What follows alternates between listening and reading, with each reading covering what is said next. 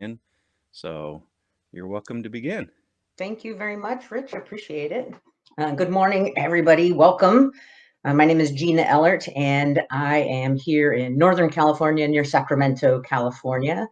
And I'm going to be providing training today on improving instructor skills. So I'm one of the national trainers for mental health first aid, and I may have had the privilege to get to train some of you as instructors. So thanks for joining the session this morning. Really appreciate it. I'm used to Zoom and not Hopin, so we're going to see if I have any struggles with transferring my knowledge of Zoom over to Hopin. But I know we have some great folks in the room that are able to help and support, so appreciate that as well. So thinking about teaching this course across the country from me, I remember one of my national trainer friends, I went and did a training with her in Iowa.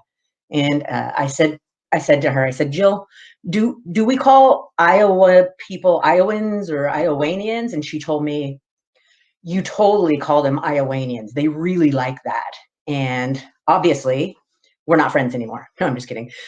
Obviously, that's not what we call them. And I got clear on that pretty quickly. And so I'm excited to be with you, Ohioans and Kentuckians. And you can correct me if I said those things incorrectly. But glad to be with you here today. Before we get started, I want to make sure in the right-hand column over by chat, you see a little button called polls. I'd like to kick off by doing a poll.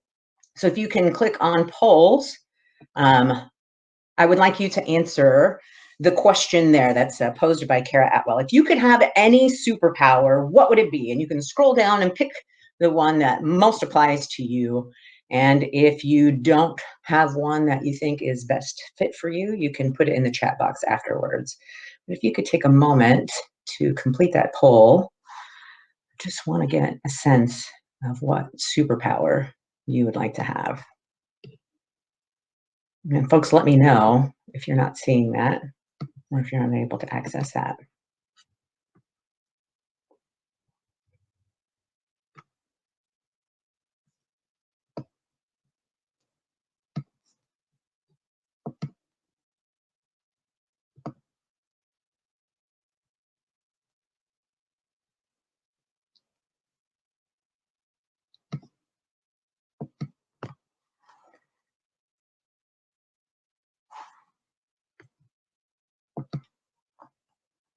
And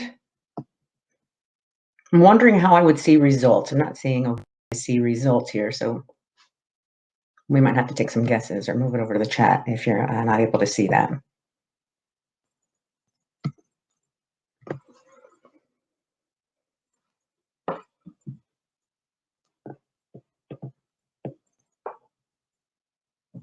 All right.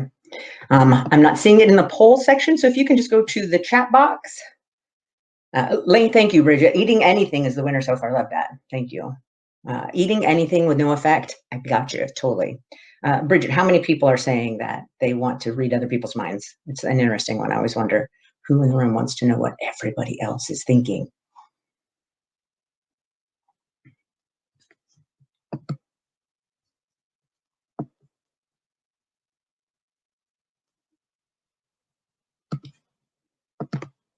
Thank you. I love it. Excellent. Well, so here's what's true. We're going to do a workshop today, and you're not going to leave with any more superpowers than you had before you started. However, we are hopefully going to be able to leave having some more skills and improving some of our knowledge about andragogy or adult learning so that we can hopefully connect with others. And I see that flying, 23% said flying. I'm wondering if that means like by airplane, because I haven't been able to for a while, or if that really means just flying autonomously without a device like an airplane to help you out with that. Thank you for thinking about your superpowers. I'd like to share my screen and get started with our presentation. And here we go. Thank you. All right, so improving instructor skills. And my name again is Gina Ellert. I've been a national trainer since 2013. I became an instructor in 2010, so I've been doing this for quite a while. And again, excited to be with you all here today thinking about improving instructor skills. I saw that the general sessions were this or grant funding, and I was like, that's tough. Like improving skills or getting money, that's a hard one to choose from. Good news, I've heard everything's being recorded, so if you get a chance, you can also see that other session after the summit is over. So let's go ahead and jump in. There's Algie, who loves Ohio and Kentucky, from what I understand, and says, what's up? So the things that we're going to cover today are the purpose of training, some training rules and adult learning principles, learning transfer and learning retention, and the themes of mental health first aid. So what is the purpose of training? So using the chat box, if you don't mind typing in, how would you describe it in your own words? What is the purpose of training? What is training trying to do?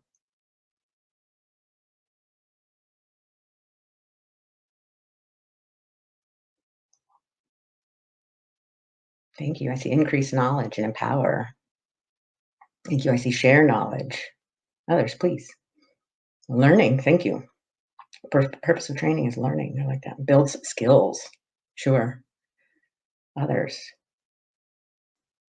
Relay skills to empower others. I like that. Share learning and knowledge. Thank you, Jane. Others. What's the purpose of training? To transfer knowledge. Thank you, Janet. Yeah, so in my own words, and what I've gained from a lot of years of training and some education and training, is that the purpose of training is for learners to learn. And I think that's an important concept to get, because I've done a lot of training for trainers outside of mental health first aid, inside of mental health first aid. But a lot of trainers sometimes really think about, what am I going to give to my participants? How am I going to give them this great knowledge that I have, and hopefully they can accept it? But rather, if we understand that training is for learners to learn, it can sometimes help us get out of our own way and make sure that people are getting what they need to be able to improve their own skills or increase their own knowledge in whatever topic that we might be teaching. So the purpose of training is for learners to learn. And this is, I think, for a lot of trainers, new information. Probably not you, but for a lot of trainers, I find it's new information. And this is still true even in a virtual setting. I heard during Tony's presentation how many people are saying it's draining to do these trainings virtually. And I've done probably 40 or 50 of them virtually. But my background is in education, and I have a focus on online teaching and learning. There are some things that we can do that can really bring some extra energy. It does take some work on our part. And there's some things that we can do that can help while we're teaching on Zoom, how to organize our screen to see more people, which can be really beneficial to a lot of us. So if we have a chance today, I might show you some of those tricks at the end of our session, if I can get the screen to do it. I think I can.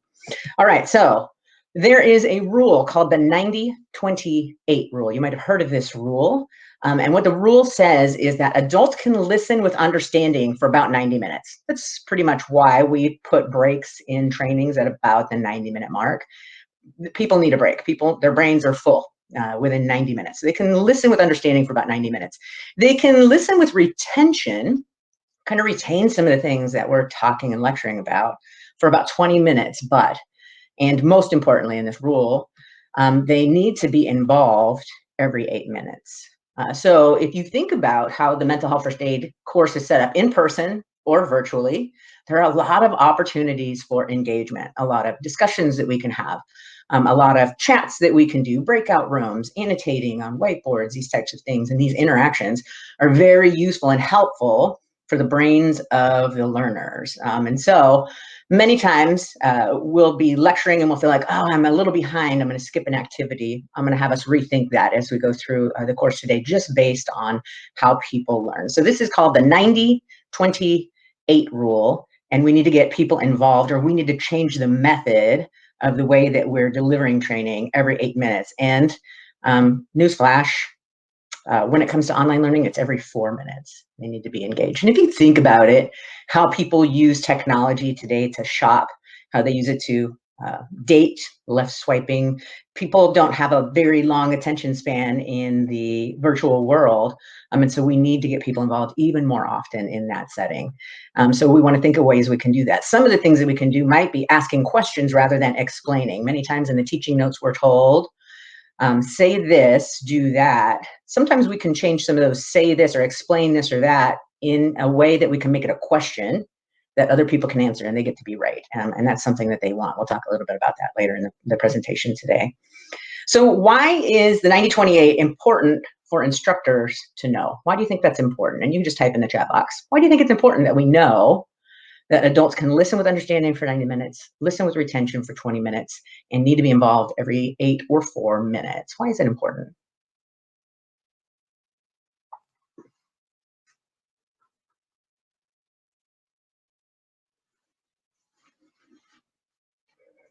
Thank you, Bridget. Maintain engagement. Yeah, know your audience. Yeah.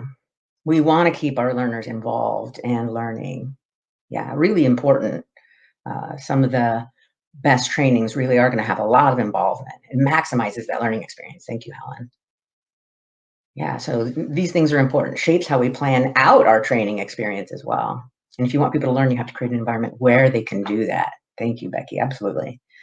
So when we're thinking about our training, it's again helpful to think about how is my learner learning, and am I going to do the things that help them to do their best learning, rather than maybe just sometimes we can be really focused on, oh, what am I delivering? Am I saying it right? Are people going to receive this well? Or some of our tougher topics, oh, I hope this doesn't, trigger somebody or something like that. But really trying to focus on how the learner learns can be super helpful for us. So thank you for your comments in the chat box. So another law or rule in training is called Miller's Law. And there was a gentleman named Miller who did some research, and he found in his research that people can learn in chunks of about 7 plus or minus 2. So for some people it might be 5, for other people it might be 9, but it's actually how phone numbers were developed. It used to be that they would use a word and some numbers like Beechwood 4, 5, 7, 8, 9. Some of you know that reference, but that might be what somebody's phone number was until this research. And then Pac Bell at the time, now AT&T, used that information to make phone numbers 7 digits long. 7 digits was enough for most people to be able to memorize, although many of us these days probably have no numbers memorized because our phones are so nice and they do it for us. But the rule of 7 means that a learner needs to get information several times in different ways. It builds different neural pathways in the brain. The more neural pathways that can trigger a memory or an ability to access information that was learned, is an ability for us to be able to better retain it. So in terms of the rule of 7, what topics in mental health first aid, in person or virtual, does this, like reinforces, what topics are reinforced probably about 7 times in a mental health first aid course? Think about what topics do we hit on, touch on, connect with at least or around 7 times. Thank you, Becky. That's a big one. Algae is a big one. Yeah, we're not professionals. Sure. Thank you. Algae. Yeah. What else? Rule of 7. We hit this again and again in the training. Thank you. Self-care. I love that. What else?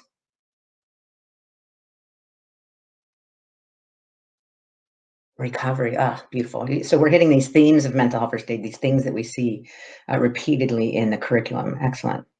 Thank you. Reducing stigma. Love that. Sure. I think of signs and symptoms. How many times do we get introduced to signs and symptoms and how they look for different people? Thank you, Rich. Lately, especially in the newer curriculum, a lot more attention to culture and how that has an impact on people with their health decisions and whether and how they might seek help for mental health conditions. Love that. Excellent. Thank you. So there are ways that the curriculum already builds in this rule of 7, so that people leave with the information they need. I remember probably around my 45th training of mental health first aid back in probably 2012. I remember getting a little algaed out. I'm just going to be honest. I got a little algaed out. There was a lot of algae going on, especially in the adult curriculum. And I also remember starting to say things like this to folks in the room. Okay, maybe you haven't seen this before, but it's a 5-step action plan that we use to, and can you hear in my tone and can you hear in my words that I was not super excited about algae? I was feeling a little algaed out. It was true. And what I started seeing on my evaluations was comments like, too much algae. Algae's too redundant. We don't need to see that much algae. And what I recognized when I saw that in my evaluations was I didn't used to get that comment. The curriculum hadn't changed. The way I was bringing it had changed. And so what I decided to do at that moment is make sure that I brought the level of enthusiasm I needed with every single time I did an algae exercise. And guess what went away on my evaluations when I decided to and committed to doing that? The comments about too redundant.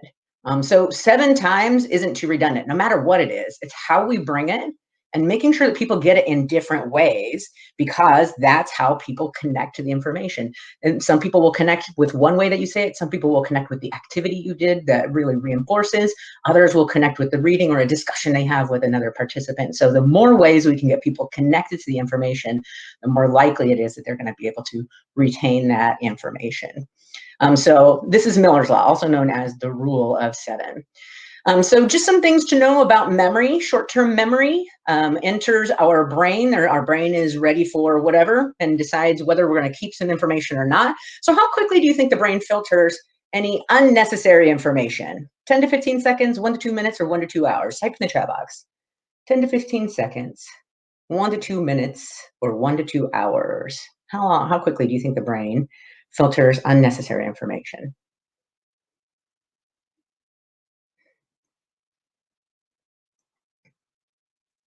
Thank you. I'm seeing most people saying 10 to 15 seconds. Julian, constantly.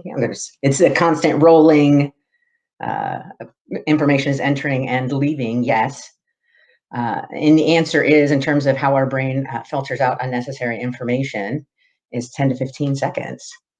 So when we think about short-term memory and getting it to stick in there, what do you think if you were to fill in the blank on this sentence, what do you think the fill in the blank word would be?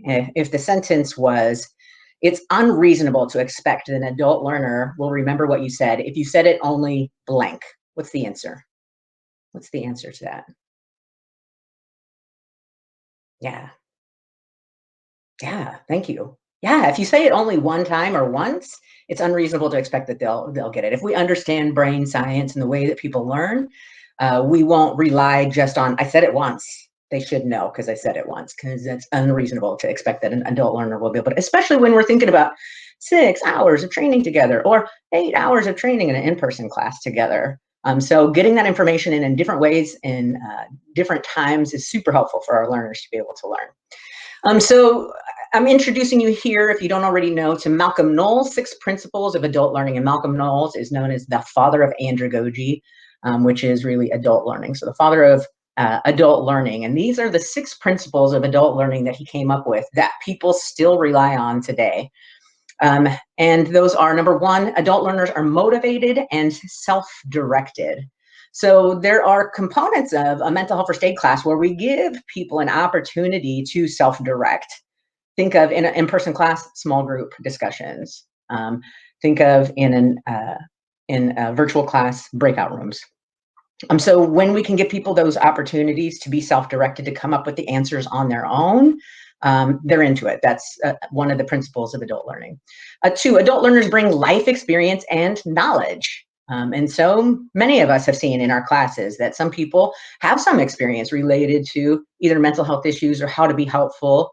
So we want to allow people, where possible, to share that. We also, of course, have to keep in mind the time constraints that we have in class. So we might be saying, can I get one example here and there for certain things? And let people share some of their experience and knowledge. They love to be able to share what they know already. Number 3, adult learners are goal-oriented. And so what is our goal? We might be able to set up at the beginning of our class. By the end of the class, we're hopeful that you leave with a concrete tool of algae, our 5-step action plan that will help you to know how to be helpful for adults or young people who experience mental health or substance use challenges. So a goal that they want to have, or that you have, or that the learning objectives that are provided in the new curriculum particularly, we can let people know that's what we want them to leave with. They have a goal by the end of our training. Number 4, adult learners are relevancy oriented. So how do we make it relevant for them? So we want to think about ways that we can do that. Adult learners are practical, so they want to be involved, and they like to be respected. And so the language we use to connect with our participants needs to be respectful language if we really want them to connect, even when they don't seem to buy into mental health first aid, even when they might give examples that contradict the things that we're bringing. We want to do what we can to be respectful and accepting of people, because for some people, the meter might just move a little bit. For others, they might be all on board with mental health first aid. And Becky adds, adult learners are constantly comparing what's being taught to what they already know, which could be one reason for some challenges in content, for sure. So their own experiences may not align with what we're teaching them, even though we have a research base and evidence base behind what we're teaching.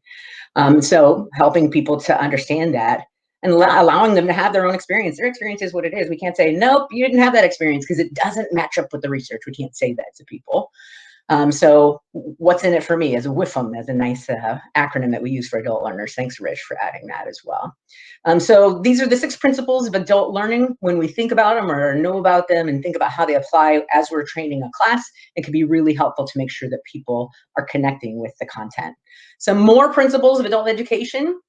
Adults learn best from their own experiences, kind of like what we were just talking about. They use their years of experience as a filter for new information, and they don't readily change. They like small group discussions, often better than larger group discussions. They enjoy practical problem solving. They retain much of what they discover and forget much of what they're told. It's huge. Practice is a part of the learning process, not the result of it. And adults hate to have their time wasted. So start on time, and more importantly, end on time. Most of what adults learn and retain in long-term memory is tied to previous knowledge. So taking a look at these, pick the 3 most important. Or if you feel like I only have energy for 1 or 2, you can do that. But pick the 3 most important and type into the chat box, adding why you think they're important. Why do you think these are important?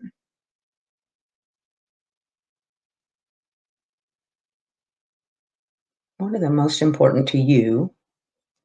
Why are they important?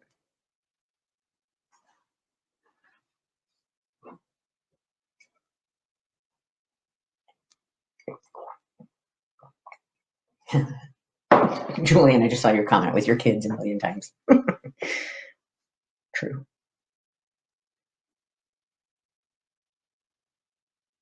Thank you. Number 4, validates what they already know, increases confidence. Love that.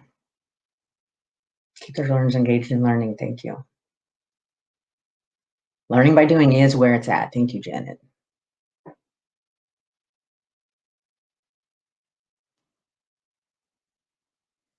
We call that experiential learning.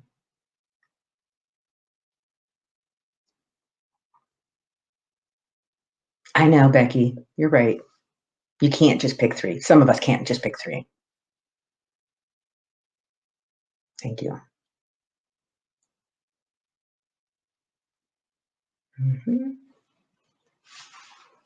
Love that.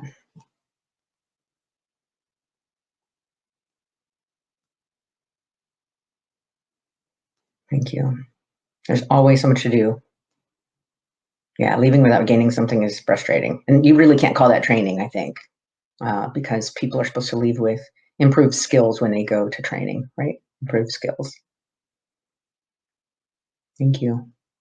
Thank you all for thinking about those and thinking about the principles of adult education and keeping those in mind while we train others. These are good things to keep in mind while we train others. So what if they don't want to be engaged? So let's try this out. I'm going to try out a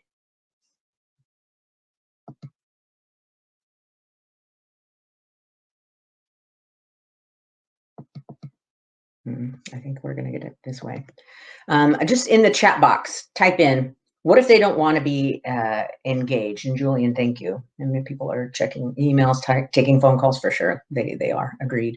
Although in person, they were doing it too, especially when they brought laptops to class, I think. So interesting. Number 8, thank you, Rich. So what if participants don't want to be engaged? What are some things that we can do? What are some strategies you use in your classrooms to engage people when they seem less engaged? So just type in the chat box, what are some strategies we can use to engage people when they're not really being engaged, or they don't seem to be engaged? You can think of in person or virtual.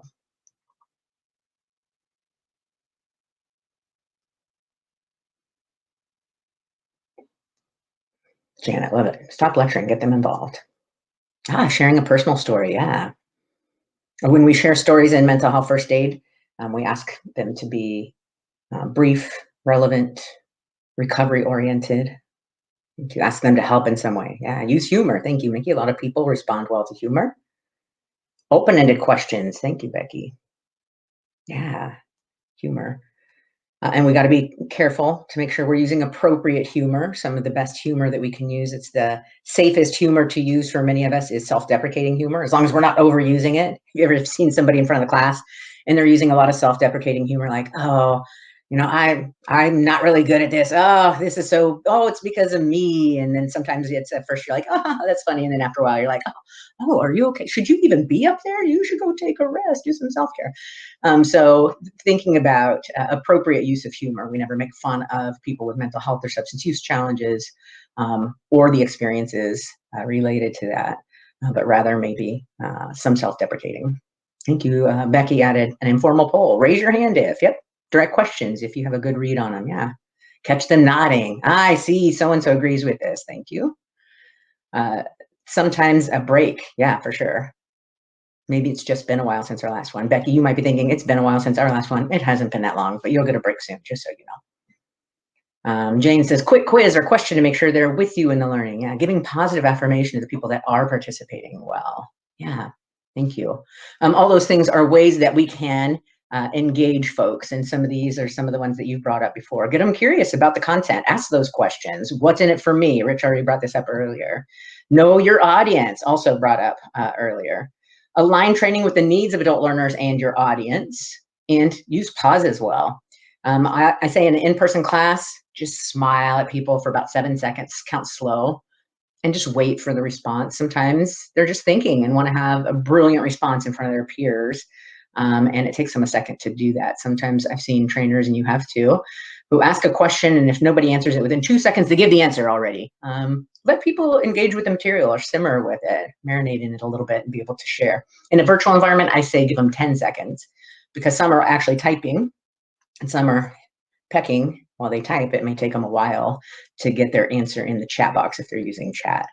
So using pause as well can be helpful. Be a little vulnerable. A little vulnerability is fantastic for engagement. A lot of the vulnerability is not good for engagement. So be conscientious of what level of vulnerability you're bringing to the course, but involve them. Absolutely involve people. Anytime that you can, you want to do that. Validate them often. Thank you for being here. Thank you for that answer. Oh, so spot on. Loved that. Thank you. Those types of comments. Validating is super helpful. You want to increase your confidence to help them feel more confident. So bringing your own confidence. Sometimes our own confidence levels helps people to not feel like, I'm not sure if I can engage with this content. The person doesn't seem really confident. So think of the strategies you need to increase your own confidence to help them feel more confident. When people give you an answer that is not exactly what you're looking for, there's some things that we can think of. Number one, thank them for sharing. Sometimes some people have said some things in some classes, and maybe you've had this experience as well, where the only thing I could say was, thank you for sharing, and nothing else was coming. So, but at least thank people for sharing the information that they share. Validate their intentions. So it sounds like you were doing the best you could in that situation with somebody that you know and love, and it sounded really difficult, right? So validate their intentions and align back to the message of the program or the themes or the material or the topic or the activity. And one of the best phrases we can use as mental health first aid instructors to get people aligned back with the material or the content or the topic is the phrase, as a mental health first aider.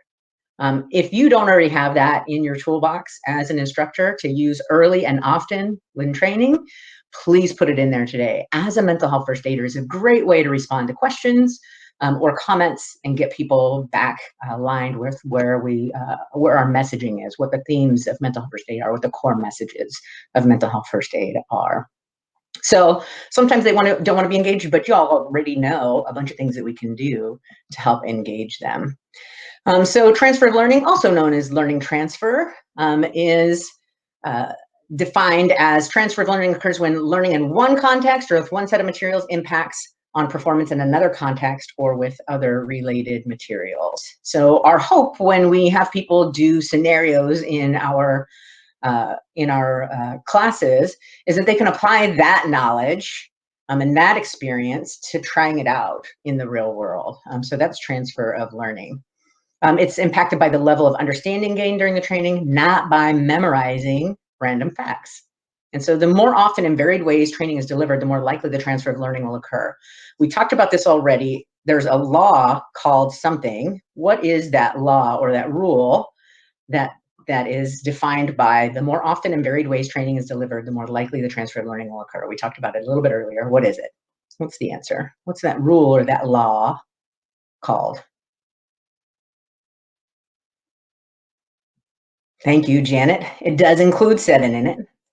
The rule of 7. Yeah, thank you, Helen. Rule of 7, also known as Miller's Law. So the more often and varied ways training is delivered, the more likely transfer will occur. And the more like a real world setting the training is, the more likely the participant will be able to transfer that training to the real world setting after training. So what components or activities of mental health first aid help instructors to do this best? What activities or exercises help us as instructors to get transfer of learning happening best?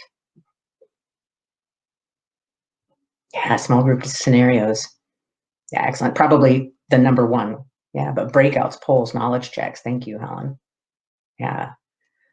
So there's a number of things that we can do, but those small group scenarios, and then when people come back with their scenario, taking the time to make sure that we're validating the stuff that spot on and gently correcting the stuff that isn't. Sometimes I see instructors allow people go to their breakout, they come back and they say, tell me, what's your allergy action plan for Jaden?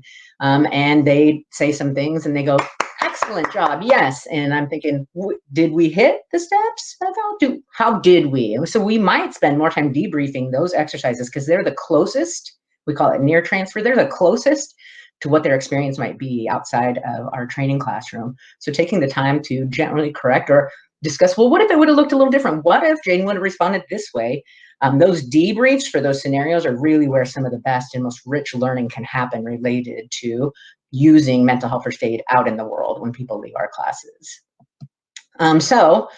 What makes a good trainer? So typically I would have us do this activity, and in Zoom I know how to do this, and I don't know that I can do this here in Hopin to have a whiteboard. And I don't know if any of our supporters know whether participants can annotate in this setting, and if not, it's okay. We can use the chat box. But does anybody know for sure if people can annotate on a screen here?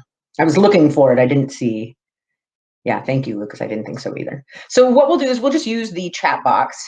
Try and come up with as many words as possible, A to Z, that make a good trainer. What are the things that make a good trainer? Think of good trainings you've been to in the past, good trainers you've seen in the past. What are they doing? What are their attributes? Like our A to Z exercise that we have in mental health first aid, I'd like you to think of, yeah, a bunch of words. Thank you. So love that. See, attitude, funny, attentive. We can move on to the B's and C's, and some of you can even start on the Z's if you want. Energy. What else?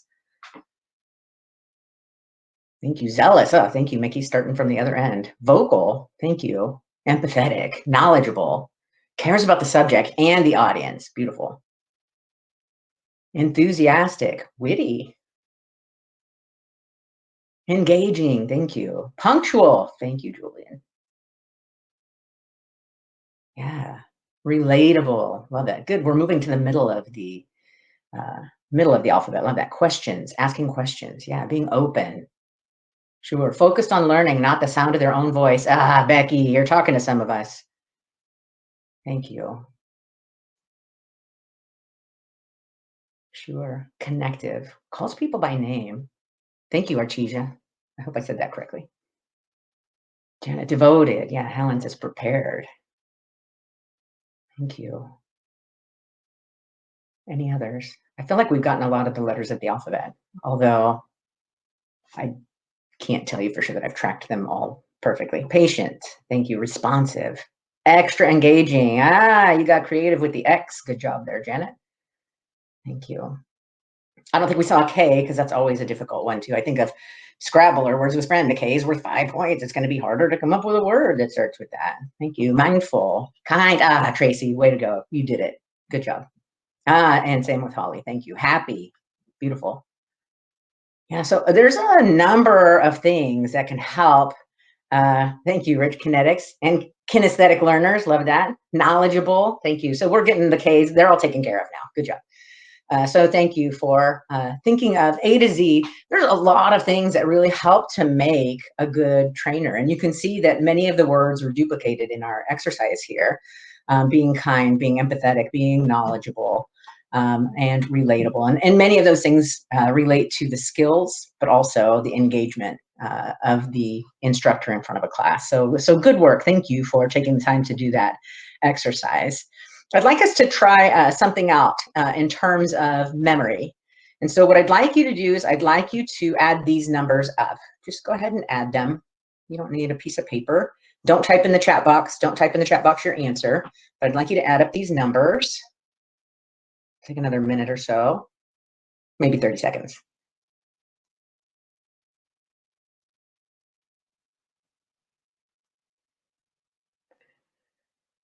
All right. If you feel like you have the answer, go ahead and type it into the chat box. What is the sum of these numbers? Thank you. Vast majority of folks are saying 55, and some of you are like, why are we doing math? This is mental health first aid. I'm with you. So I really don't, it doesn't really matter if you have the right answer. What I really want to know is, how did you get there? In other words, did you start from left to right and add all the numbers, or right to left, or the ends, or by tens, or what did you do to get to your answer? And just type in the chat box. How did you get there? Thank you, Janet. Added up all the multiples of tens, left to right. Ends by tens. Thank you. Left to right. 10 plus. Oh, we're getting a quadratic formula here, Julian. Thank you. Yeah, tens. Thank you. Some people do 11s. Anybody do 11s? Thank you, Tyra. Yeah, so the purpose, Janet, that may be good. I don't know if you know one another, but I have a feeling that you feel like, yes, me and Julian are thinking similarly. Good stuff. Thank you. So thank you. So what are we learning by knowing that a bunch of different people in the same class found different ways to get to the sum? Super nice. Rich, surprisingly, although it doesn't matter, yes, and a number of people got the answer correct in the chat box above. Good question. Thank you. So why does knowing that people have different pathways to learning, why does that matter? Why does that matter? Beautiful, Becky. It's the objectives of the training that matter. There's multiple ways to learn or arrive at the solution. We can change our methods to meet them. Yeah. So we want to provide it in different ways. Some people will get it the first way. Some people will get it a different way. So we want to, again, think about how many different ways that we allow people to get to the answers that we're looking for. How do we get people to use allergy? How do we get people to recognize signs and symptoms? Beautiful. I love it. Thank you for doing that exercise. Something else to know is adult learners want to be right. So what are some ways we can help them be right? Adult learners want to be right. Many want to be recognized publicly for being right. So what are ways that we can help people have opportunities to be right? What are some things we can do in training that allows our learners some opportunities to get to be right? What can we do?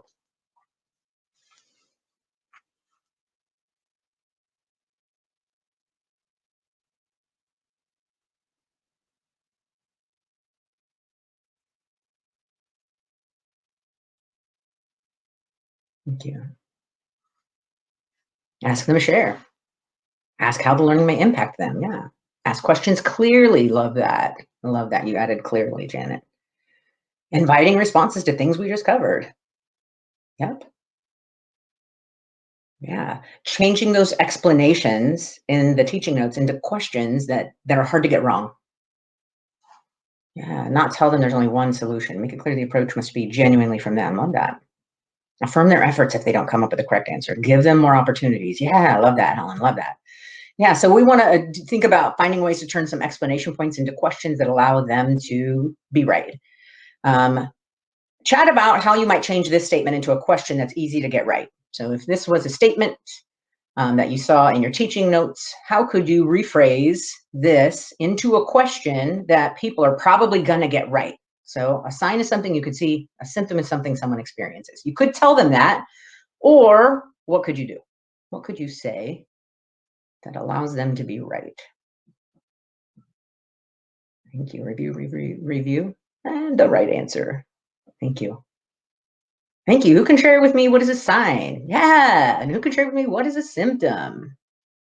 Yeah, ask them. Because the teaching notes say explain it. But a lot of people are like, I know that. That's pretty relatively easy. And even if they don't get it exactly right, we can affirm and say validate. And yeah, for purposes of mental health first aid, when we're talking about a sign, it's something we can see. Good job. Yeah. And when it comes to symptoms, it's something that somebody might what?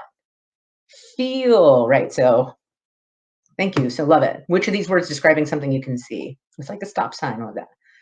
What's the difference between? Yeah, so think about throughout the teaching notes, those opportunities to include people, especially if it's been less than 4 minutes since they were involved. Change some of those statements into questions that are easy to get right. People, this is what happens. They go, a sign is something you could see, and a symptom is something you feel like, and you tell them as the instructor, oh, good job. Thank you. That's exactly what I was looking for. And then they do this. They go, that's right. What else? Now what do you got?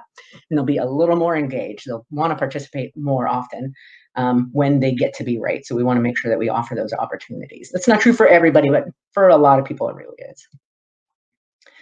How do you think this would work differently? And maybe you've done it virtually.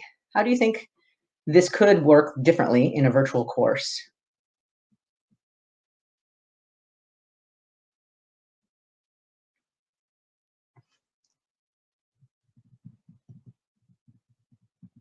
Hmm. Is it a trick question? Is she giving us a trick question? Yeah, it could be via chat, small breakouts, have people talk about what it is, bring them back might be something that we could do, especially if we feel like we have time. Although if you haven't done the virtual course already, if you think the 8-hour class in person is hard to get done on time, it's really hard also to get the virtual class done on time. Yeah, thank you, Becky. Invite people to unmute. Love that, Janet. If they were unsure of an answer, they could cover their mouth while they're with their hands so nobody know they were wrong. Love it. And we want to make that safe learning environment for folks, and they can see that as humorous too. I love that. Good. So we want to give people an opportunity to be right. And so I also want to make sure that people leave understanding the importance of activities in training. So where do you think more learning occurs? Lecture or activity? Where does more learning occur?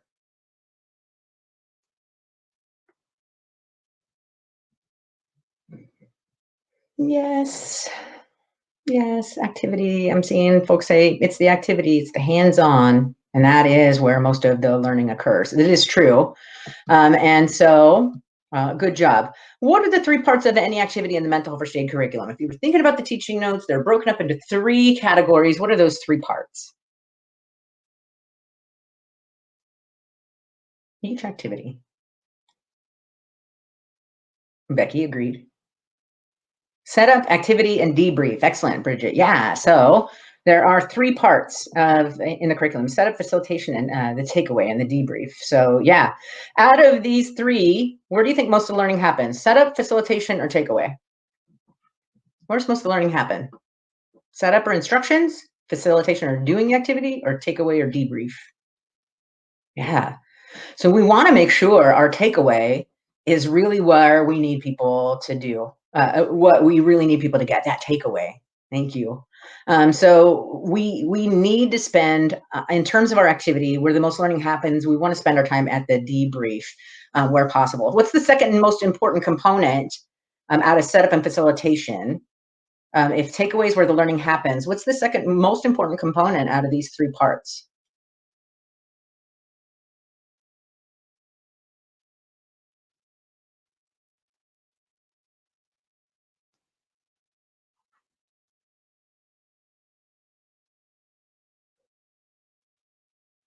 Thank you. I'm seeing some answers come in. Here's what's true. If we don't do good instructions in the setup, they're not going to do the right facilitation. They're not going to do the right activity, and then they're going to come out with the wrong learning. So our instructions also need to be really clear. And so if we had to shorten an activity, are we going to shorten the instructions, shorten the takeaway, or shorten the activity itself? What do you think? If we have to shorten it because we're a little behind on time, what are we shortening? The instructions, the takeaway, or the facilitation, the actual activity itself? Yeah. So we will have folks shorten the activity. If you give your trainees 10 minutes to do an activity, how long are they going to take to do it? You give them 10, what are they going to take? Give them 10 minutes, what are they often going to take? Yeah, thank you. I'm seeing some people experience what I experience, which is way longer. So tell them 5 if you think you're really going to give them 7 or 10. I'm not saying to lie to people, although I do lie about time. I'm not gonna lie to you about that. Thank you. Yeah. So think about if you need to shorten the activity. Tell them you're going to be in the breakout rooms for 4.5 minutes, and maybe you'll give them 5.5. But instead of 10, you're shortening the activity because the debrief is where more of the learning is going to happen anyway. So you can take care of some of that extra learning there. People always say it was never enough time. No matter how much time you give people, they always say it's never enough time. So be prepared for that. But most of that learning happens in that one place. And so the anatomy of an activity in the mental health first aid course is fully explain the instructions for that activity, check for understanding, hand out any supplies, and then do that activity. Here, if I ever do a dissertation, I won't. But if I do, it's probably going to be on something I call the paper phenomenon. And in an in-person training, you've probably seen this happen, that once you start handing out papers, people can no longer hear the instructions coming out of your mouth. Anybody have that experience? Yeah, so we don't want to hand out supplies or handouts until everybody knows the instructions and have checked in. We check in with understanding. We know they know what they're going to do. Then we give out the supplies. Sometimes we think we're saving time by doing those things at the same time, but we are not, because we have to give the instructions often 2 or 3 times. So then we debrief the activity with those learning objectives in mind, and we can end with the takeaway. It doesn't have to sound like Aesop's fables, like, so the learning today, the moral of the story is, you don't have to do that, but make sure that people are leaving with what they were supposed to get out of that activity. So from your experience in training sessions, what's more important, content or presentation? Type in the chat box, content or presentation, what's more important?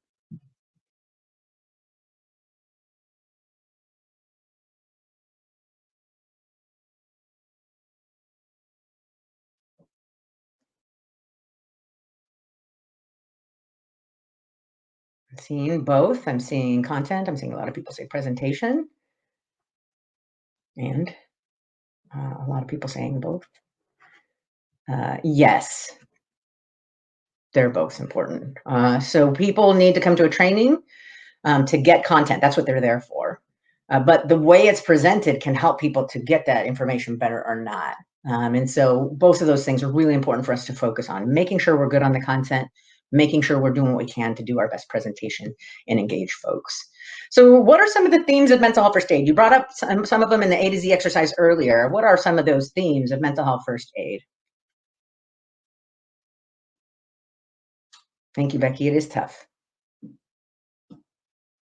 Much of it could be intuitive. For some newer instructors, especially, or those who don't have a mental health background, it might be really tough on both sides. So yeah, thank you. So what are some of the themes of mental health first aid? We brought up some of them during our A to Z exercise. What are some of those consistent messages that we're sharing with folks in our courses? I love that. Recovery is possible. What else? Help is available. Sure.